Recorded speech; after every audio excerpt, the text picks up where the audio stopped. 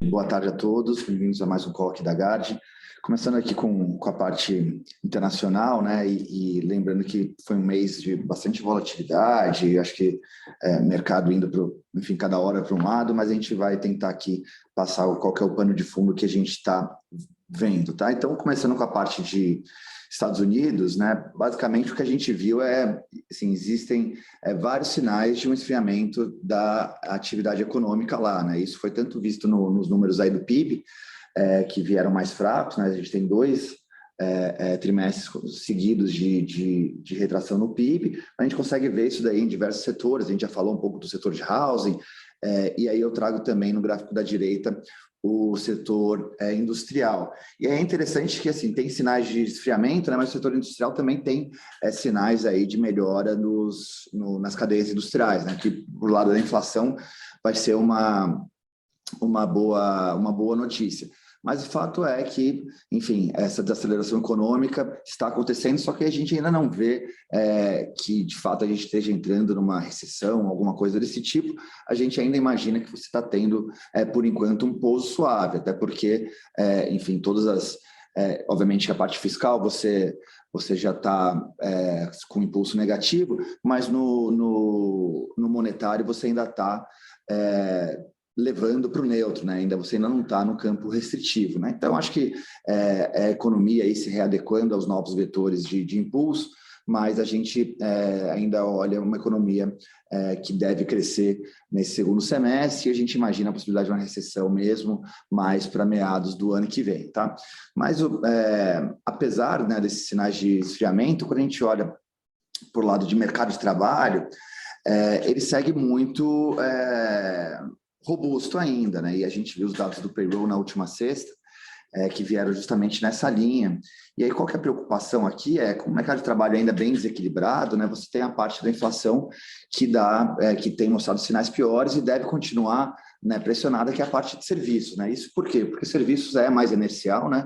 E essa inércia acontece aí carregando quando você tem um mercado de trabalho apertado, né? Via pressões de salário. E é justamente isso que a gente tem visto em diversos indicadores, né, de salário, que é essa parte dos gráficos da esquerda, né? Que vem aí bastante pressionados.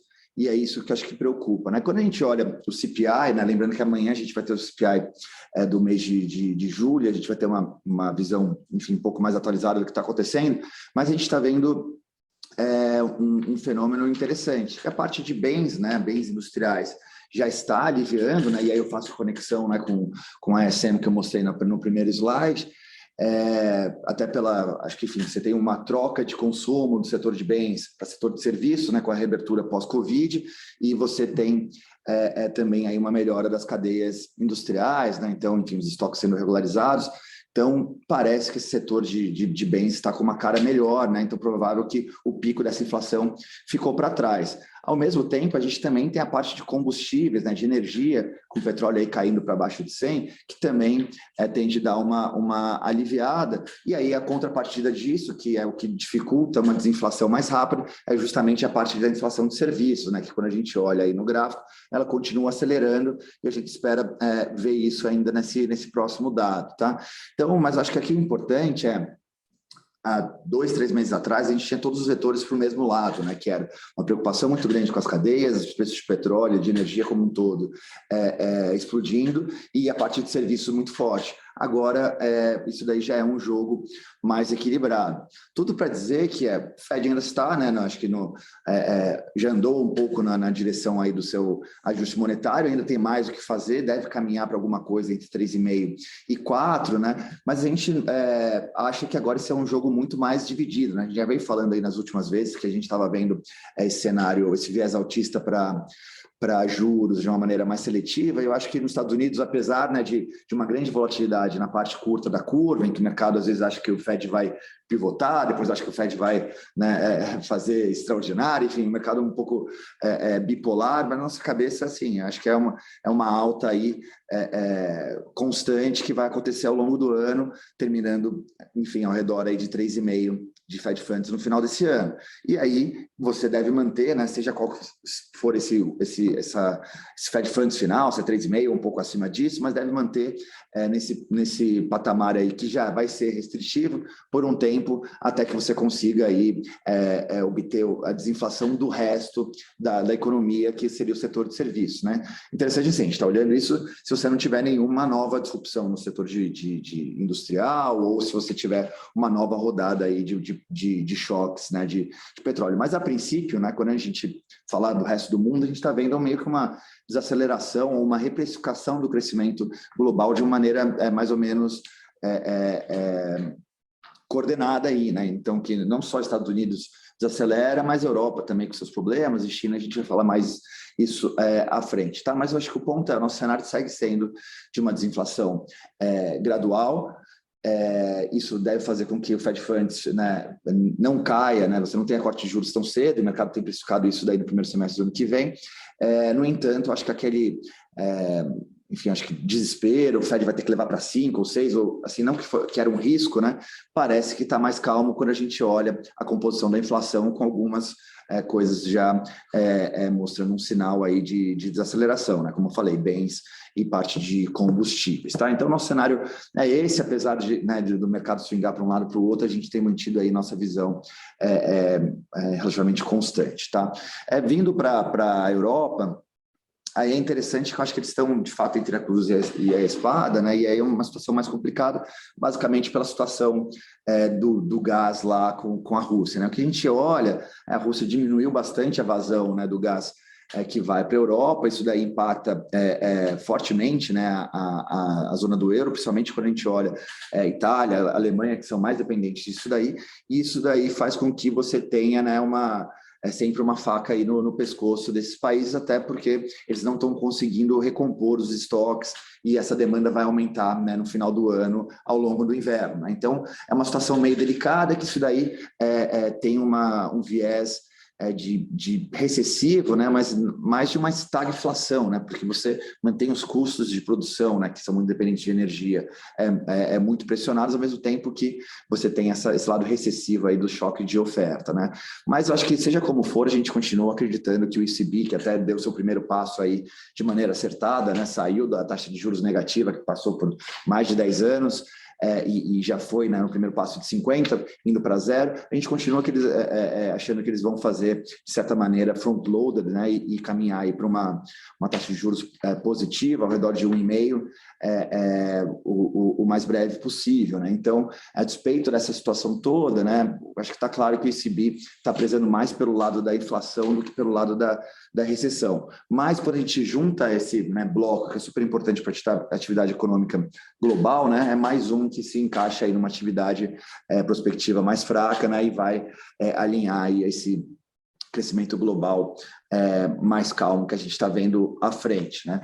E aí o último bloco que eu acho que vale a pena falar, que também acho que foi uma grande reprecificação das projeções da atividade chinesa, né? Então, a gente teve aquela grande onda, né, do Covid, que teve o lockdown em Xangai, isso daí apareceu, né, fortemente nos dados do PIB, né? Esse gráfico da esquerda justamente mostra isso, né? O grande impacto, né, negativo sobre o PIB vindo do lockdown do Covid em Xangai. Eles não estão dando sinais de que vão abandonar nessa política de Covid, mas estão dando sinais, sim, que vão abandonar aquela meta que, de fato, não era factível, né, de 5,5% de crescimento do PIB para esse ano, né? Então, e aí, basicamente, eu acho que aqui foi um grande ajuste que a gente fez na nossa expectativa para o cenário global, é que a gente imaginava que você teria algum rebound mais forte da atividade, até porque saíram vários dados e declarações do governo incentivando a parte de infraestrutura.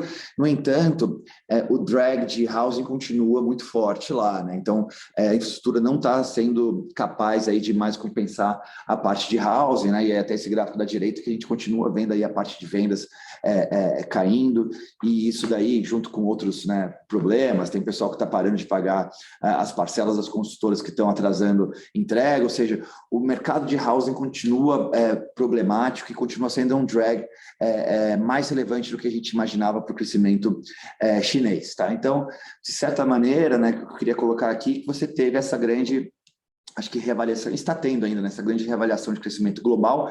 Isso para o lado da inflação é bom, né? Porque, enfim, você teve o lado de commodities que acomodaram, de uma maneira geral, isso daí tende ao longo do tempo passar aí para a inflação, né? Até porque o que a gente vê é a política monetária é feita para você sobe juros para desacelerar a atividade para acalmar os preços, né? O que a gente sabe é que essa parte de bens, né, e tudo que é mais ligado a commodities já começa a dar uma cara um pouco melhor e deve aliviar a inflação à frente, né? E aí o ponto fica você ainda tem que levar para o restritivo, porque você está rodando com uma inflação muito alta e os mercados de trabalho seguem ainda apertados, você tem uma chance de perpetuar essa inflação que não eu acho que é o risco que os bancos centrais estão correndo, né, correram e estão tentando evitar, né? Mas pelo menos eu acho que tem alguns vetores aí um pouco melhores para a inflação. Obviamente amanhã é um grande evento, né, do CPI para a gente entender o passo que isso vai acontecer, mas a gente mantém aí a cabeça de que os bancos centrais, principalmente nos desenvolvidos, né, eles estão ainda no meio do processo de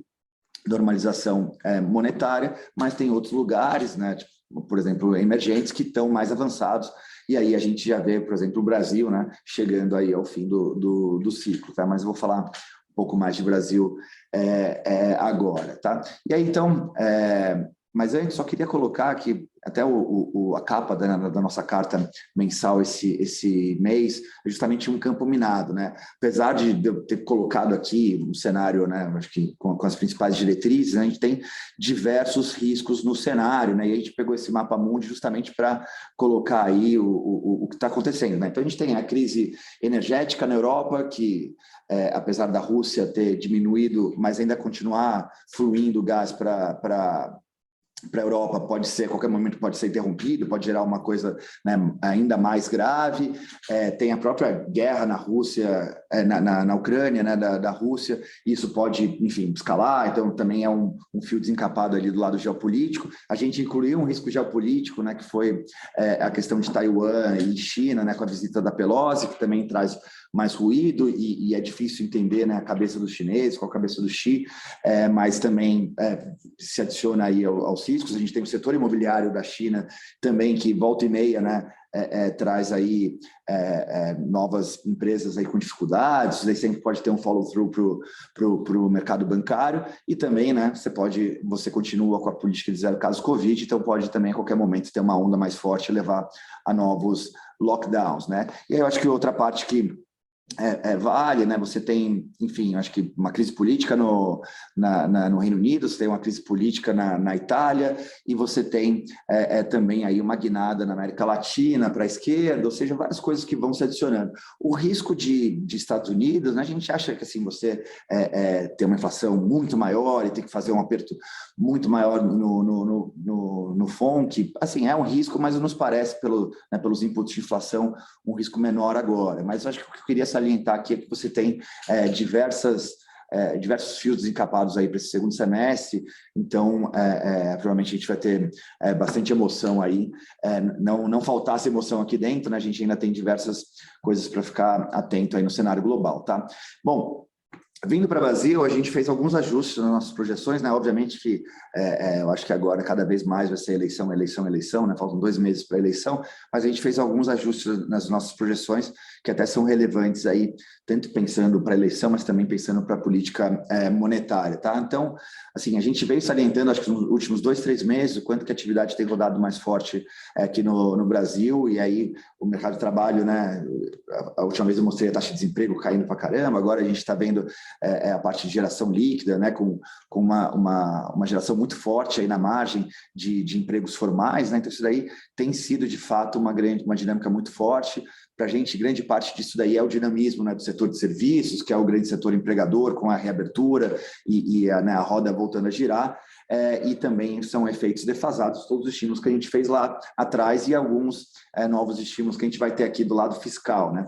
Mas o ponto olhando para o PIB desse ano, a gente revisou de 1,5 para 2, e aí notem aqui tem como que era a revisão projeção anterior, né, que era essa barrinha aqui de menos 1,3, a gente está para esse terceiro TRI bem mais otimista, né, com uma queda só de menos 0,3.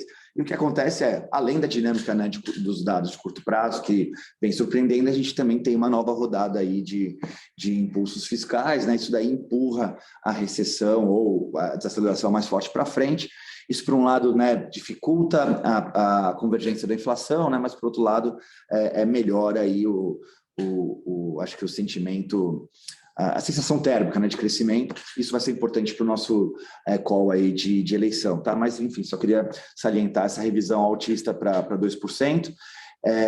E do lado de inflação, aqui a gente também está vendo, né, um efeito parecido com o que eu comentei para o mundo, né? Então, a gente está vendo a parte de industriais já cedendo bastante, né? A gente viu isso hoje, né, nos dados do IPCA, que vieram praticamente em linha com o que a gente esperava, mas com a parte de subjacentes ainda, de serviços subjacentes ainda acelerando, né? E aqui a gente está com essa cabeça. A gente está vendo o setor de bens industriais melhorando à frente, mas uma pressão muito grande em serviços. Isso é especialmente importante no Brasil, porque o Brasil ainda é mais inercial, né? Então, os serviços também aí carregam uma inércia grande, como a gente está rodando 2 anos com uma inflação super alta, né? Você propaga isso daí para a inflação prospectiva, isso aí aparece principalmente na parte aí de serviços, tá? Mas, além de bens melhorando, a gente também já viu cortes, né? Obviamente, a gente teve as canetadas do governo, né? Redução de impostos sobre combustíveis e energia e telecom, mas a gente está vendo aí, agora vindo do mercado internacional, né, uma queda forte da gasolina em reais, ele está mostrando uma defasagem, então a gente deve ver novos cortes da Petrobras. Isso ajuda também, né, assim como lá fora, a despressionar um pouco do choque tão forte que a gente teve lá atrás de combustíveis, né? Então, a gente, né, tem essa velocidade dupla, e o que a gente viu do ponto de vista do Banco Central é que ele foi bem explícito de estar aí no final do ciclo, né? Hoje saiu a ata, mas o comunicado que saiu semana passada, eu acho que ele foi bem enfático aí, que o cenário base é você parar no 13,75. Ao longo do mês a gente até imaginava que ele poderia esticar esse ciclo, e o que ele disse é, bom, o cenário base é 13,75, se precisar, a gente pode subir em uma menor magnitude, que seria 0,25 a mais, tá? No entanto, assim, o que a gente olha, o que aconteceu do Copom anterior para esse foi uma grande deterioração das expectativas, uma grande deterioração do modelo dele, né, que saiu de 4 baixo para 4,6, uma deterioração fiscal relevante com as canetadas que foram feitas e com o aumento do Auxílio Brasil, e nada disso foi suficiente para o Banco Central sinalizar que a porta estaria aberta, né? Então, dado que ele fez tudo isso né, que ele viu toda essa piora, e ainda assim, sem contar a atividade também mais forte que dificulta o trabalho dele, e ele, acho que ficou insensível a isso e falou, vou fazer uma convergência mais longa, né, inclusive vendo qual que é a inflação do primeiro trimestre de 2024, isso nos dá uma confiança grande de que ele parou agora, porque para ele não parar, teria que acontecer alguma coisa muito drástica que a gente não está vendo no cenário. Outra parte importante é que, da decisão do Copom para agora, o mercado ajudou ele, né? E por que eu falo isso? Porque a gente teve, né, do último Copom para a última sexta, né, que seria meio, se o Copom fosse hoje, uma grande queda aqui do petróleo, tá? E aqui eu não estou nem colocando ainda a queda adicional do real, que ajuda isso daí, tá? Que basicamente é aquele gráfico da defasagem que eu coloquei anteriormente. Se a gente fosse atualizar só pelo preço do petróleo aqui, o que seria o modelo dele, né, você teria ainda um alívio adicional, né? Então ele ficaria ainda mais confortável de que no modelo dele estaria convergindo a inflação para ao redor da meta, né, como ele tem dito. Tá? Então, assim, acho que ele fez uma aposta e o mercado comprou, e a gente viu um bom alívio aí dos mercados ao longo da semana. E é interessante porque, assim, a gente teve um evento importante que foi o próprio Copom, né? Mas a gente também teve um evento importante que foi a última pesquisa do BTG FSB, que mostrou um estreitamento adicional do gap entre o Lula e o Bolsonaro, né? E é interessante, se vocês lembrarem, na minha última apresentação, a gente chamava atenção para isso, né? A gente roda um modelinho para aprovação, né, do Bolsonaro, que é super correlacionado com a sua intenção de votos, e a gente coloca os inputs econômicos, seja tanto o mercado de trabalho como a inflação, né? Lembrando que o mercado de trabalho está super forte, a inflação, mesmo com canetadas, né, você pode falar um gol de mão com a canetada, mas enfim, o ponto é a sensibilidade da população é ver o combustível na bomba mais barato, com possibilidades de, né, novos cortes aí vindo do alívio do petróleo lá fora. E ainda mais uma, né, nova rodada de auxílio, né, de R$600 aí para o Auxílio Brasil, tudo isso daí fora uma grande, acho que assim, assim, vetores que empurram a popularidade do presidente para cima, né? E aí, então, a gente chamava a atenção que você poderia ver aí nesse final, nesses últimos 2 meses aí antes da eleição, essa melhora. E o que a gente viu, né, mais recentemente foi justamente o estreitamento aí da vantagem do Lula para o Bolsonaro, né? Aqui eu trago esse agregador, né, que a XP Locomotiva faz aí para as pesquisas estimuladas do primeiro turno, e a gente vê esse estreitamento acontecendo, tá? E aí, na nossa cabeça, quando a gente olha, né, esse gráfico da esquerda, a gente continua válido, né? Existe ainda uma força aí gravitacional puxando o Bolsonaro para cima. Isso deve fazer com que a corrida eleitoral ainda fique ainda mais apertada, né? A gente vê, me parece que assim, o Lula ainda é o favorito, mas você vai ver uma coisa muito mais acirrada, né? Esse estreitamento deve continuar se intensificando à frente, tá? Então, em agosto já começa, né, a campanha, a ativação, lembrando que também começa o pagamento aí do Auxílio Brasil, então tudo isso daí conspira aí para uma corrida eleitoral mais acirrada. E é interessante que a gente fica sempre se perguntando, será que o mercado já está reagindo a isso? Não está, né? A gente argumentou que aquela piora que a gente viu no final de março, no final de maio e principalmente na primeira quinzena de junho aqui no Brasil era fruto, né, de uma melhora que o Lula teve em relação ao Bolsonaro na pesquisa da Datafolha, mas o que a gente tem visto mais recentemente é um movimento contrário, né? E aí várias formas que a gente pode ver como que está o câmbio em relação aos seus pares, a gente pode ver a bolsa em relação às outras bolsas, um jeito que a gente gosta de ver, né?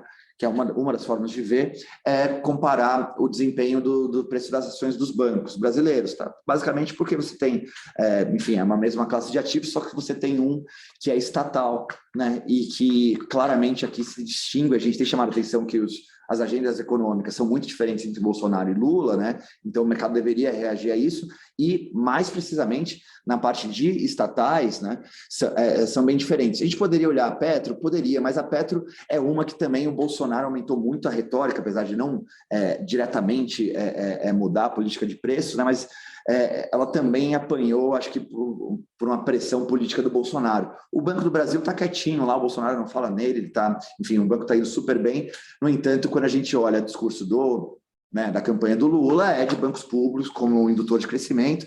Então, claramente tem dois outcomes muito diferentes. E a gente olha que aquele Datafolha de maio, né, leva uma grande underperformance do Banco do Brasil em relação a tanto o Bradesco quanto o Itaú, e aí o Datafolha de junho, você tem uma melhora, né? Mostra que você não continuou piorando esse gap, e sim começou a fechar, e a gente começou a ver vários sinais, né, que foram coroados aí com essa última pesquisa do BTG, mas de, assim, ó, tá com cara de que vai ter um estreitamento, e o que a gente viu foi a continuidade aí da melhora relativa do Banco do Brasil em relação ao resto aos outros dois bancos, né? Então, assim, são bancos de tamanho parecidos, etc., e a gente acha que a grande diferença, né, que fica é justamente aí um pouco dessa política mais intervencionista que tem saído da campanha do Lula. Então, toda vez que a gente olha o Banco do Brasil outperformando o resto, a gente considera aí como um indício de que o mercado está precificando, enfim, novas probabilidades, né? E é justamente isso que a gente acha que deve continuar acontecendo. A gente deve continuar vendo esse estreitamento. O que acontece como são dois outcomes muito diferentes, e a gente tem batido nessa tecla, as agendas econômicas são muito diferentes, a gente não está olhando, enfim, nas outras agendas, só a parte econômica são muito diferentes entre si, né? E isso daí deveriam levar também a preços de ativos muito diferentes entre si, né? Então a gente deve ver aí ao longo desses últimos 2 meses, né, dado que vai ficar mais apertado, uma volatilidade grande, porque os outcomes são bem diferentes. Basicamente era isso que eu queria falar aqui de Brasil, né? Então acho que a gente vai ter 2 meses bem acho que animados aqui, com bastante oportunidade para os dois lados, mas aí eu deixo para o Calabrese falar para vocês como a gente vai navegar, né, tanto o campo minado lá fora como o campo minado aqui dentro. Mas obrigado a todos.